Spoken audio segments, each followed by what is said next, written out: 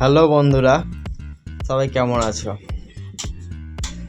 আজ আছি আমি আজিমগঞ্জ জংশন। এই আজিমগঞ্জে ট্রেন ধরে এখন যাব আসানসোল।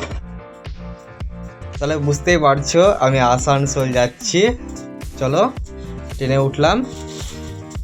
আর এ দেখো এখানে যাকে নিয়ে যাচ্ছি সুদীপ মামা হচ্ছে। আর ওখানে আরেকজন বসে আছে, দেখো সুদীপের বন্ধু, উনি যাচ্ছে, তবে উনি একটি কাজে যাচ্ছে। আর আমাদের এখন ট্রেন চলতে লেগেছে, মানে আজিমগঞ্জ থেকে ট্রেন ছেড়ে দিয়েছে, এখন আমরা যেতে লেগেছি। চলো তাহলে যাওয়া যাক। তাই আমরা এখন আসানসোল যাচ্ছি, বাট আসানসোল যাওয়ার আজিমগঞ্জ থেকে ডাইরেক্ট কোনো ট্রেন নেই। তাই আমরা ফার্স্টে যাব বর্ধমান থেকে তারপর যাব আসানসোল। চলো তাহলে আগে বর্ধমান তো যাওয়া যাক।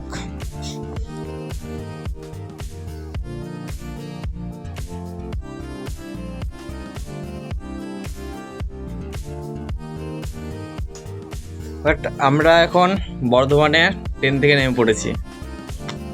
দেখো এই ট্রেনে আমরা এলাম, বাট এখন যাচ্ছি ওপরে।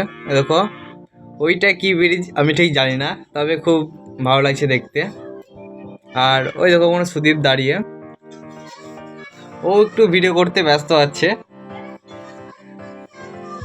চলো একটু তোমাদেরকে ঘুরিয়ে দেখাই।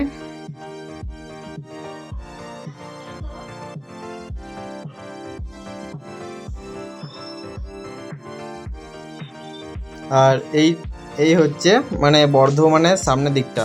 আর এখন বাজে 12টা 10, তোমরা সব দেখতে পাচ্ছ। আর যেহেতু আমরা বাইরে এসেছি, মানে বাইরে আসতাম না, বাট আমাদের খাওয়া দাওয়া করতে হবে, সেই জন্য আমরা বাইরে এসেছি। চলো তাহলে বাইরে খাওয়া দাওয়া করে আমরা ভিতরে যাব।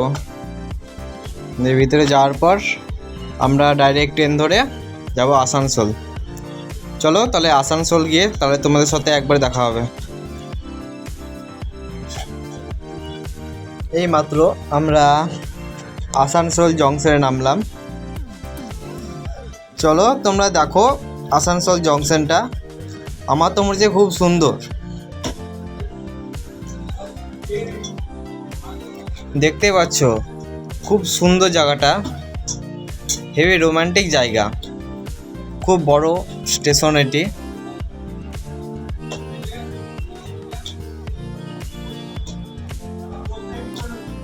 তোমরা দেখতেই থাকো, তোমরা তো আর আসতে পারবে না, ভালো করে দেখে নাও আসানসোলটাকে।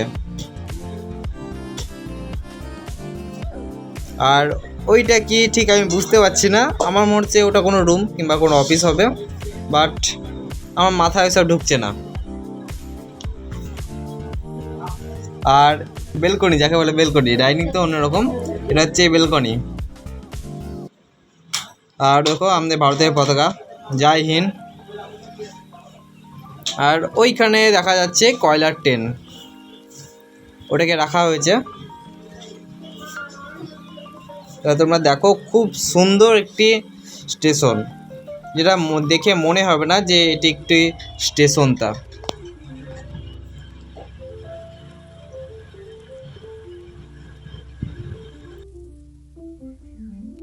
আর আমরা এখন বাইরে এলাম, দেখছি কত বাইক, মানে একটা গ্যারেজে কত বাইক তোমরা দেখতেই পাচ্ছ।